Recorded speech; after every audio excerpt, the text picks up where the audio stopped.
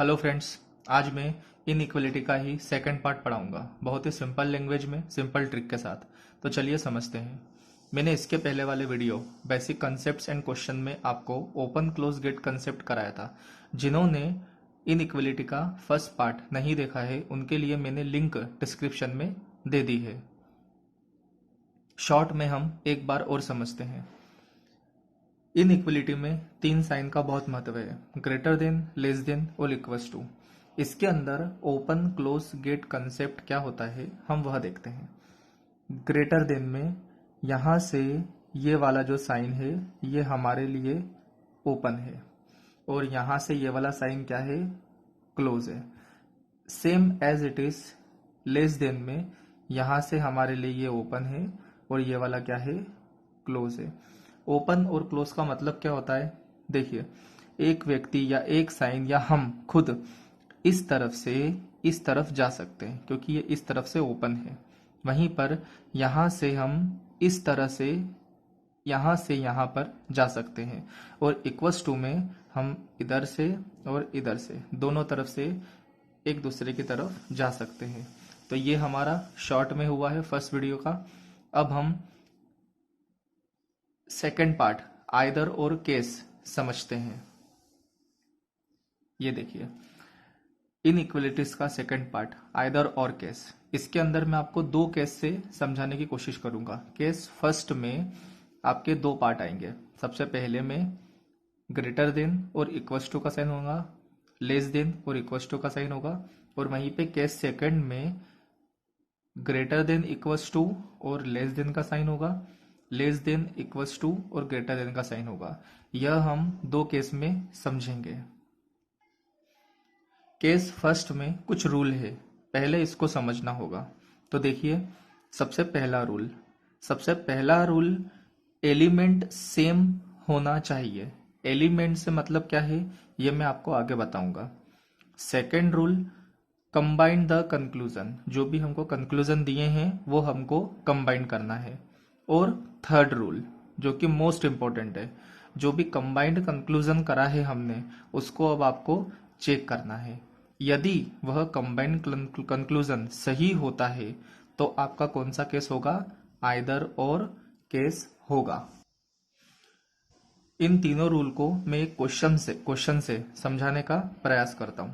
यहां देखिए हमारे पास दो स्टेटमेंट है, पहला स्टेटमेंट सेकंड स्टेटमेंट, और यहाँ पर कुछ क्वेश्चंस लिए हैं जिसमें आपको कंक्लूजन देना पड़ेगा।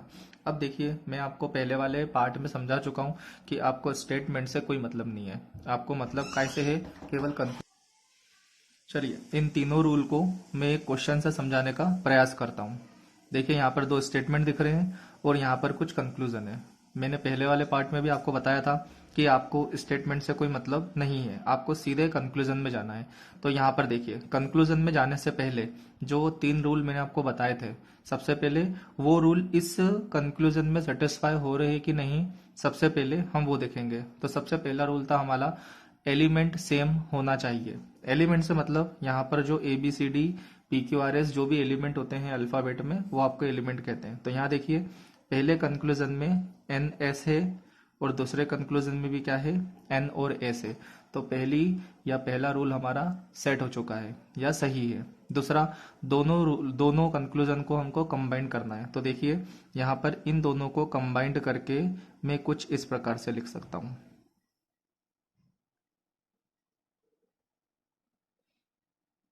लेस देन और इक्वल्स टू एस। अब देखिए ये दूसरा वाला रूल भी हमने इस वाले कंक्लूजन में लगा दिया है, कंबाइन द कंक्लूजन। थर्ड वाला कंबाइंड कंक्लूजन को चेक करो। तो जो हमारा कंबाइंड कंक्लूजन है इसको हमको चेक करना है। अब चेक कैसे करेंगे, तो इसके फर्स्ट वाले पार्ट में मैं आपको बता चुका हूँ कि चेक कैसे करना है। अब मुझे एस से एन के पास जाना है और इक्वल्स टू का साथ नहीं छूटना चाहिए। तो देखिए हम चलते हैं एन से, हम यहाँ पर आए, एस से ओ के पास आए। जैसे ही मैं एस से ओ के पास आया, यहाँ से ओपन है, मैं इजीली एस से ओ के पास जा सकता हूँ। हम गए और इक्वल्स टू ने हमारा साथ नहीं छोड़ा। फिर यहाँ पर भी ओ है, ओ से मैं एन के पास भी गया और इक्वल्स टू ने साथ नहीं छोड़ा। इसका मतलब यहाँ पर जैसे ही हमारा ये वाला जो हमने कंबाइंड कंक्लूजन करा था ये सही होता है, तो अब आपका आंसर क्या आएगा, आइदर या और। आइदर या और मतलब या वाला कंसेप्ट होगा। चलिए सेकंड क्वेश्चन में देखते हैं। यहाँ पर देखिए क्या हमारे एलिमेंट सेम है, तो हाँ बिल्कुल सेम है। दूसरा हमारा रूल बोलता है कि हमारे एलिमेंट को हमको कंबाइन करना है। तो क्या मैं इसको इस प्रकार से लिख सकता हूँ, आर इज ग्रेटर देन और इक्वल्स टू पी। ये हमने हमारे दोनों कंक्लूजन को कंबाइन करके लिख दिया है। थर्ड रूल हमारा बोलता है कि कंबाइंड कंक्लूजन को चेक करना है। तो अब मुझे आर से पी के पास जाना है और इक्वल्स टू का साथ नहीं छूटना चाहिए। तो देखिए हम चलते हैं। सबसे पहले मैं आर से ओ के पास आया, इक्वल्स टू ने साथ नहीं छोड़ा। यहां देखिए ओ से मैं पी के पास भी आ गया, पर यहां पर इक्वल्स टू ने मेरा साथ क्या कर दिया है, छोड़ दिया है।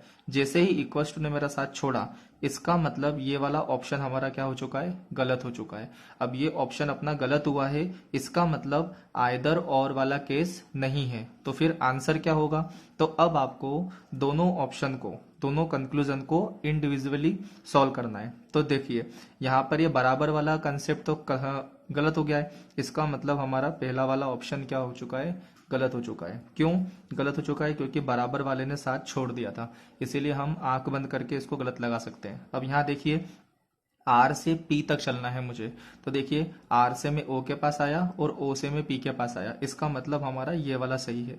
तो यहाँ पर आपके लिए ऑप्शन होगा केवल निष्कर्ष 2 हमारा सही है। कुछ समझ में आ रहा होगा आपको। देखिए अब हम थर्ड वाला क्वेश्चन करते हैं।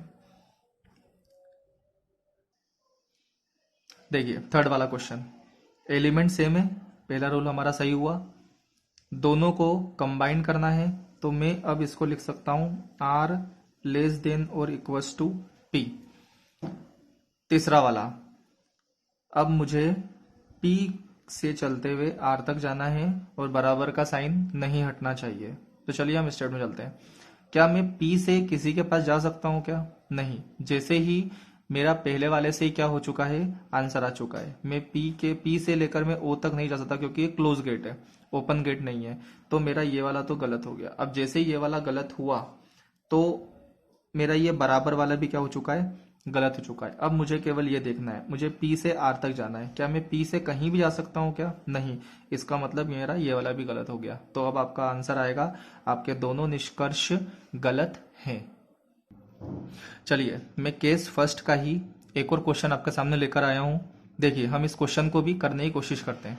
सबसे पहला मेरे को कंक्लूजन देखना है। कंक्लूजन में क्या मेरे दोनों एलिमेंट सेम है, हाँ बिल्कुल है। तो अब सेकंड रूल लगाएंगे हम इन दोनों को कंबाइन करके।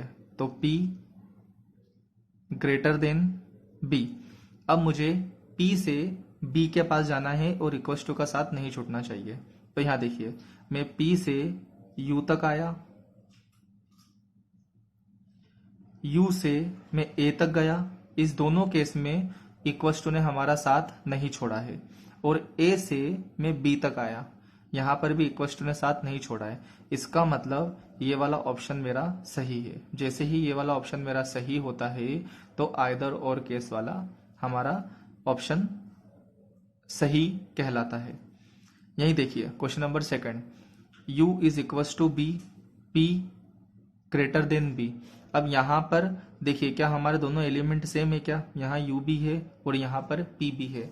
तो इसका मतलब ये नहीं कि जो मैंने आपको बताया था कि एलिमेंट सेम होंगे तभी हमारा आइदर और केस आएगा। कभी कभी एलिमेंट सेम नहीं होते हैं और उस केस में भी आइदर और केस आता है। कैसे, इस क्वेश्चन के थ्रू मैं आपको समझाने की कोशिश करता हूं। यहां देखिए U है, B है, यहां पर P है और B है। अब देखिए यहां पर B तो क्या है, सेकंड क्वेश्चन, यहां देखिए दोनों जगह पर B है। यहां देखिए यहां U है और यहां पर P है। तो अब आपको स्टेटमेंट में देखना है क्या U और P का कोई कॉम्बिनेशन है क्या। तो यहां देखिए इस जगह पर U बराबर P है, इसका मतलब U की जगह पर मैं क्या लिख सकता हूं, P लिख सकता हूं। तो देखिए यहां पर मैंने U की जगह पर क्या लिखा है, P लिखा है। तो P equals to B, P is greater than B। तो आपका नया ऑप्शन बना P इज ग्रेटर देन और इक्वल्स टू B, और ये आपका पहले वाले ऑप्शन के थ्रू क्या हो चुका है, सही हो चुका है। तो यहाँ हमने देखा कि जब आपके एलिमेंट सेम नहीं होते हैं उस केसेस में भी आपका आइदर और वाला ऑप्शन सही होता है। तो यहाँ पर हमने इस क्वेश्चन से समझने की कोशिश करी है। केस फर्स्ट सबको समझ में आ चुका होगा। चलिए हम सेकंड केस की ओर बढ़ते हैं। जैसे फर्स्ट केस में रूल थे ऐसे ही सेकंड केस में भी कुछ ना कुछ रूल है। चलिए सबसे पहले रूल समझते हैं। पहला रूल ये है कि एलिमेंट सेम होना चाहिए। दूसरा रूल आपको ग्रेटर देन, लेस देन और इक्वस टू तीनों साइन यूज में आने चाहिए। तीसरा, ये हमारी एक ट्रिक है, इनकम्प्लीट वे, सफर कभी भी कंप्लीट नहीं होना चाहिए। ये 3 रूल हैं। इन तीनों रूलों को हम क्वेश्चन में कैसे डालेंगे, चलिए अब हम वह देखते हैं। सेकंड केस को मैं 2 क्वेश्चन से समझाने का प्रयास करता हूं। 3 स्टेटमेंट है और 2 कंक्लूजन है। मैंने आपको पहले ही बताया है, सबसे पहले कंक्लूजन देखना है। कंक्लूजन देखने के बाद में अब मुझे रूल देखना है, क्या दोनों जगह पर मेरे एलिमेंट सेम है, तो हाँ बिल्कुल है। क्या हमने ग्रेटर देन, लेस देन और इक्वल्स टू तीनों साइन यूज करा है, हाँ बिल्कुल करा है। थर्ड वाला, अब इनकम्प्लीट वे होना चाहिए, मतलब सफर तय नहीं होना चाहिए। तो देखिए आर से हमको जे के पास जाना है और देखना है क्या सफर तय हुआ है कि नहीं। आर से हम एन के पास आए, एन से पी के पास आए, पी से के पास आए और के से हम जे के पास नहीं जा सकते। इसका मतलब सफर हमारा अधूरा है। इसका मतलब हमारा पहला वाला तो क्या हो चुका है, सही हो चुका है। हमारी ट्रिक के अकॉर्डिंग बोल रहा हूं मैं। फिर से हम एक बार देखते हैं। आर से जे के पास जाना है, तो आर से मैं एन के पास आया, एन से पी के पास, पी से के पास। क्या के से मैं जे के पास जा सकता हूं, नहीं, ये क्लोज गेट है। तो इसका मतलब हमारा रास्ता अधूरा हो चुका है। अधूरा हो चुका है मतलब मेरा पहला वाला सही है। दूसरा वाला देखते हैं। जे से आर के पास जाना है और बराबर का साथ नहीं छूटना चाहिए। तो देखिए हम जे से के पास गए, क्या मैं के से पी के पास जा सकता हूं, नहीं, रास्ता बंद, सफर अधूरा हो गया। इसका मतलब हमारा ये वाला भी सही हो गया।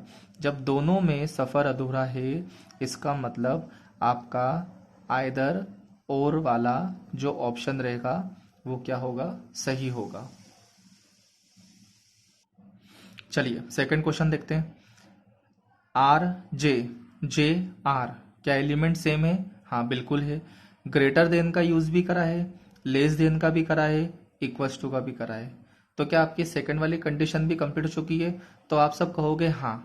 पर ध्यान से इस क्वेश्चन को देखिए, सेकंड कंडीशन ही हमारी एप्लीकेबल नहीं हो रही है। क्यों, यहां देखिए आर बड़ा है और यहां देखिए आर बड़ा है, तो यहां पर जो लेस देन वाला है वो साइन तो लगा ही नहीं है। इसको अगर मैं ऐसे लिखूं पलट के, आर ग्रेटर देन और इक्वल्स टू जे, तो यहां देखिए ग्रेटर देन साइन यूज हुआ है, यहां देखिए ग्रेटर देन साइन यूज हुआ है। मतलब हमारी जो सेकंड वाला रूल था वो अप्लीकेबल नहीं हो रहा है। इसका मतलब आइदर और केस वाला आंसर आपका सही नहीं होगा। तो अब इस केस में हम क्या करेंगे, तो इस केस में हम दोनों को इंडिविजुअली देखेंगे। तो आर से जे तक आपको जाना है, तो आर से एन के पास तक, एन से पी के पास तक, पी से के पास तक और के से जे के पास तक हम नहीं जा रहे। तो आपका ये वाला क्या हो चुका है, गलत हो चुका है। और आर से जे के पास ये भी आपका गलत हो चुका है। जब पहले वाले में हम नहीं पहुंच पाए तो सेकंड वाले में कैसे पहुंचेंगे। तो यहाँ आपका आंसर होगा, दोनों ऑप्शन गलत हैं, दोनों कंक्लूजन गलत हैं। अब देखिए हम देखते हैं सेकंड क्वेश्चन में।